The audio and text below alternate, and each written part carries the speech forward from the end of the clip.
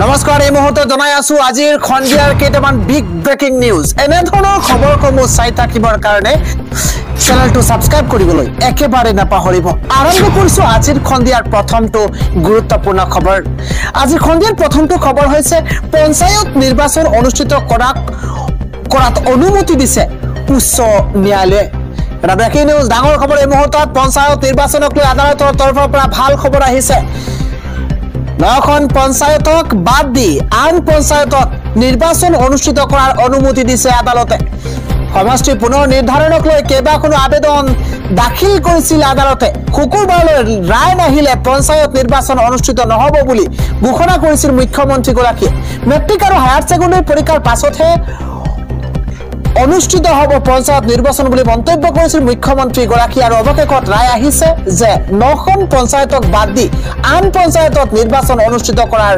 অনুমতি উচ্চ ন্যায়ালয়ৰ আন এটা গুৰুত্বপূৰ্ণ খবৰ হৈছে এডিআৰই পৰীক্ষাৰ ফলাফলক লৈ ডাঙৰ ঘোষণা মুখ্যমন্ত্ৰী হিমন্ত বিশ্ব শৰ্মাৰ এডিআৰই পৰীক্ষাৰ ফলাফল কেতিয়া ঘোষণা কৰা হ'ব তাৰ তথ্য ইতিমধ্যে জনাইছে মুখ্যমন্ত্ৰী গৰাকীয়ে এডিআৰই পৰীক্ষাৰ ফলাফল ঘোষণা তাৰিখ নিৰ্ধাৰণ কৰিছে ফেব্ৰুৱাৰীৰ শেষত নহলে মাৰ্চৰ পহিলাতে ৰিজাল্ট ঘোষণা কৰা হ'ব এডিআৰই পৰীক্ষাৰ ৰিজাল্ট ঘোষণা হ'ব নতুন নিযুক্তিক লৈ কেতবোৰ ডাঙৰ ঘোষণা কৰিছে মুখ্যমন্ত্ৰী হিমন্ত বিশ্ব শৰ্মাই খণ্ডিয়াৰ পৰৱৰ্তী খবৰ এবাৰ অপ্ৰাদেশিকৃত বিদ্যালয়ক লৈ মুখ্যমন্ত্ৰী গৰাকীয়ে ডাঙৰ মন্তব্য কৰিছে অপ্ৰাদেশিকৃত বিদ্যালয়ক লৈ ডাঙৰ খবৰ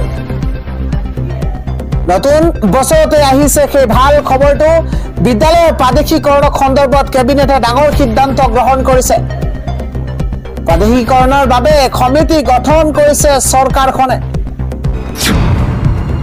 পৰৱৰ্তী খবৰটো হৈছে ৰাজ্যত আহি আছে প্ৰচণ্ড ধুমুহা বৰষুণ উৰুকাৰ নিশা প্ৰচণ্ড ধুমুহা আৰু বৰষুণৰ হাই এলাৰ্ট জাৰি কৰিছে বতৰ বিজ্ঞান কেন্দ্ৰই কেইবাখনো জিলাত হ'ব মুখলধাৰ বৃষ্টিপাত লগতে বজ্ৰপাতো ব্ৰেকিং নিউজ ডাঙৰ খবৰ উৰুকাৰ নিশা ৰাজ্যত কেইবাখনো জিলাত বতৰে কাল ৰূপ ধাৰণ কৰাৰ সম্ভাৱনা আছে প্ৰচণ্ড শীতৰ মাজতে ৰাজ্যত হ'ব প্ৰচণ্ড ধুমুহা আৰু বৰষুণ বতাহ বৰষুণৰ লগতে ঠায়ে ঠায়ে বজ্ৰপাতৰ আশংকা প্ৰকাশ কৰিছে বতৰ বিজ্ঞান কেন্দ্ৰই 13 জানুৱাৰীত ৰাজ্যত 3খনকৈ জিলাত এলাৰ্ট জাৰি কৰিছে বতৰ বিজ্ঞান কেন্দ্ৰই বিশেষকৈ উজনি অসমত বিহুৰ আনন্দত বিধি পতালি দিব বতৰে ডিব্ৰুগড় তিনিচুকীয়াকে ধৰি ধেমাজি জিলাত ধুমুহা বৰষুণৰ হাই এলাৰ্ট জাৰি কৰা হৈছে শীতৰ মাজতে ধুমুহা বৰষুণে টচ নচ কৰিব পাৰে সকলো আন এটা খবৰ হৈছে ইজৰাইলক সহায় কৰা আমেৰিকা এতিয়া নিজেই পৰিছে বিপদত আমেৰিকাৰ ওপৰত প্ৰকৃতি চলিছে ধ্বংসলীলা আমেৰিকাৰ এফালৰ পৰা জ্বলি ভস্ম হৈ পৰিছে পেলেষ্টাইনৰ বিৰুদ্ধে ইজৰাইলক যুদ্ধ কৰিবলৈ প্ৰেৰণ কৰিছিল হাজাৰ হাজাৰ কোটি টকা আৰু সেই আমেৰিকা এতিয়া প্ৰকৃতিৰ ৰুখত পৰি কান্দিব লগা হৈছে প্ৰকৃতিৰ কোপ দৃষ্টিত সন্মুখীন হৈছে আমেৰিকা এটা ডাঙৰ খবৰ বিধ্বংসী জুয়ে সাৰখাৰ কৰিছে হলিউড তাৰকাৰ নামি দামী ঘৰ বনজুইত এফালৰ পৰা ছাই হৈ গৈছে কেলিফৰ্ণিয়া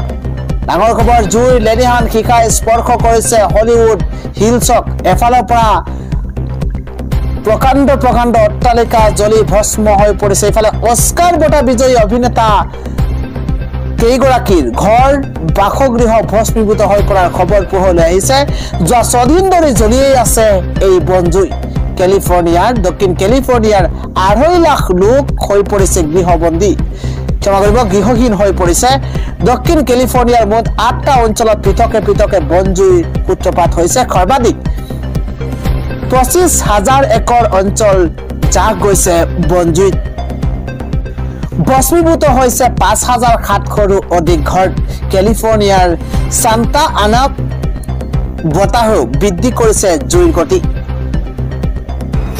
পৰৱৰ্তী ব্ৰেকিং নিউজ মুখ্যমন্ত্ৰীয়ে নিজকে আইনতকৈ উদ্ধত বুলি ভাবিছিল কিয় সেই কথাটো উল্লেখ কৰা হৈছে আমি জনোৱাৰ চেষ্টা কৰিছো আদালতে দেখাই দিলে যে আদালতত ডাঙৰ নে চিফ মিনিষ্টাৰ ডাঙৰ মুখ্যমন্ত্ৰী হিমন্ত বিশ্ব শৰ্মা ডাঙৰ নে আদালতে কিয়া দেখুৱাই দিলে আদালতে দেখাই দিলে এই কথাটো যে মুখ্যমন্ত্ৰীৰ বিৰুদ্ধে ক্ষোভ উজাৰিছে জ্যেষ্ঠ অধিবক্তা হাফিজ ৰছিদ আহমেদ চৌধুৰীয়ে প্ৰয়োজনত পূৰ্বৰ সীমা অনুসৰি পঞ্চায়ত নিৰ্বাচন অনুষ্ঠিত কৰক ডাঙৰ খবৰ এই মুহূৰ্তত পঞ্চায়ত নিৰ্বাচনক লৈ ৰাজনীতি কৰিব এৰা নাই চৰকাৰখনে গুৱাহাটী উচ্চ ন্যায়ালয়ত ৰুজু হৈ আছে 42খন লেখ আবেদন।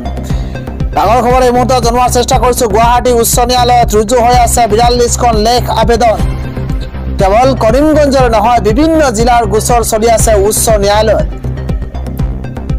পঞ্চায়তৰ সীমা নিৰ্ধাৰণত যথেষ্ট বিসংগতি আছে।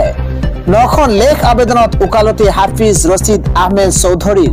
পৰৱৰ্তী ব্ৰেকিং নিউজ হৈছে 14 মাহৰ পিছতে ভাৰতীয় দললৈ মহম্মদ স্বামী। ভাৰতীয় দললৈ প্ৰত্যাৱৰ্তন ঘটিছে তাৰকা বেগী বলাৰ ভাৰতীয় ক্ৰিকেটাৰ মহম্মদ স্বামী। ভাৰতীয় দললৈ প্ৰত্যাৱৰ্তন ঘটিছে তাৰকা বেগী বলাৰ মহম্মদ স্বামীৰ। ইংলেণ্ডৰ বিৰুদ্ধে টি20 শৃংখলাৰ দল ঘোষণা। ভাৰতীয় দলত অন্তৰ্ভুক্ত কৰা হৈছে মহম্মদ স্বামীক। ভৰিৰ আঘাতৰ বাবে দীৰ্ঘ সময় ভাৰতীয় দলৰ বাহিৰত আছিল মহম্মদ স্বামী আৰু শেষবাৰ 2023 বিশ্বকাপৰ ফাইনেলত দেখা গৈছিল মহম্মদ স্বামীক। আৰু ইংলেণ্ডৰ বিৰুদ্ধে ঘোষণা কৰা দলটোৰ নেতৃত্বত থাকিব সূৰ্য কুমাৰ যাদৱ। 14 মাহৰ পিছত ভাৰতীয় দললৈ মহম্মদ স্বামী। আজিৰ আটাইতকৈ গুৰুত্বপূৰ্ণ খবৰ হৈছে সৰ্বোচ্চ ন্যায়ালয়ে এক কঠোৰ নিৰ্দেশনা দিছে। স্বামীৰ সৈতে একেলগে নাথাকিলেও পত্নীক দিব লাগিব এইবাৰ ভৰণ পোষণ। এটা ব্ৰেকিং নিউজ। ডাঙৰ খবৰ এই মুহূৰ্তত জনোৱাৰ চেষ্টা কৰি দেশৰ মহিলাসকলৰ বাবে সহমৰ্মিতা প্ৰকাশ পাইছে উচ্চতম ন্যায়ালয়ৰ এক ৰায়দানত। অতি শেহতীয়াকৈ উচ্চতম ন্যায়ালয়ে বিবাহিত মহিলাসকলৰ বাবে এক যুগান্তকাৰী ৰায়ত চিলমোহৰ মাৰিছে। এতিয়াৰে পৰা কোনো বিবাহিতা মহিলাই যদি স্বামীৰ সৈতে একেলগে থাকিব নিবিচাৰে তেন্তে সেই মহিলাগৰাকীৰ ভৰণ পোষণৰ দায়িত্ব স্বামীয়ে গ্ৰহণ কৰিব লাগিব। উচ্চতম ন্যায়ালয়ৰ তৰফৰ পৰা এই ডাঙৰ ৰায়দান প্ৰদান কৰা হৈছে। উচ্চতম ন্যায়ালয়ৰ মুখ্য ন্যায়াধীশ সঞ্জীৱ খান্না আৰু ন্যায়াধীশ সঞ্জয় কুমাৰৰ বিচাৰপীঠে এই ডাঙৰ ৰায়দান প্ৰদান কৰিছে।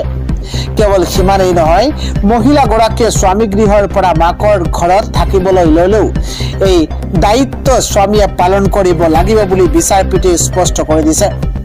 অৱশ্য মহিলাগৰাকীয়ে যদি অকলশৰে থাকিব বিচাৰে বা মাকৰ ঘৰলৈ যাবলৈ নিবিচাৰে তেতিয়াও এই দায়িত্ব স্বামীয়ে গ্ৰহণ কৰিব লাগিব বুলিও উচ্চতম ন্যায়ালয়ৰ বিচাৰপীঠে স্পষ্ট কৰি দিছে। উল্লেখযোগ্য যে 125 নম্বৰ CRPCৰ অধীনত নিয়ম অনুসৰি পত্নীয়ে স্বামীৰ ওচৰত উক্ত দাবী কৰিলেহে স্বামীয়ে ভৰণ পোষণৰ দায়িত্ব ল'ব লাগিব। এইখিনিতে এটা কথা উল্লেখ কৰিব পাৰি যে উক্ত ৰায়দান দুটা উল্লেখনীয় গোচৰৰ আদৰি প্ৰদান কৰা হৈছে। ইয়াৰ এটা গোচৰ ঝাৰখণ্ডৰ ৰাঁচীৰ আৰু আনটো হৈছে গুজৰাটৰ। ৰাঁচীৰ ঘটনাটো আছিল এনেধৰণৰ। এগৰাকী বিবাহিতা মহিলা গৰ্ভপাত কৰোৱাই স্বামীয়ে ক্ষতিপূৰণ দিব বিচৰা নাছিল। তাৰোপৰি স্বামীয়ে প্ৰাণে ৰীনা নামৰ পত্নীগৰাকীক নিৰ্যাতন চলাইছিল, যাৰ বাবে পত্নীয়ে স্বামী গৃহ এৰি যাবলৈ বাধ্য হৈছিল। সেই সমগ্ৰ ঘটনা সন্দৰ্ভত বিচাৰ চলিছিল আদালতত। ইয়াৰ পাছতে আদালতে প্ৰদান কৰা ৰায়ত অসন্তুষ্ট হৈ গোচৰীয়া পক্ষই কাষ চাপিছিল উচ্চতম ন্যায়ালয়ৰ। সৰ্বোচ্চ ন্যায়ালয়ৰ কাষ চপাত স্বামীয়ে সকলো ক্ষতিপূৰণৰ লগতে মহিলাগৰাকীৰ ভৰণ পোষণৰ দায়িত্ব ল'ব লাগিব বুলি এক ৰায়দান দিছিল। এই ৰায়ৰ পাছতে এতিয়া সকলো বিবাহিতা মহিলাৰ বাবে এক সাৰ্বজনীন ৰায় প্ৰদান কৰিছে দেশৰ উচ্চতম ন্যায়ালয়ে।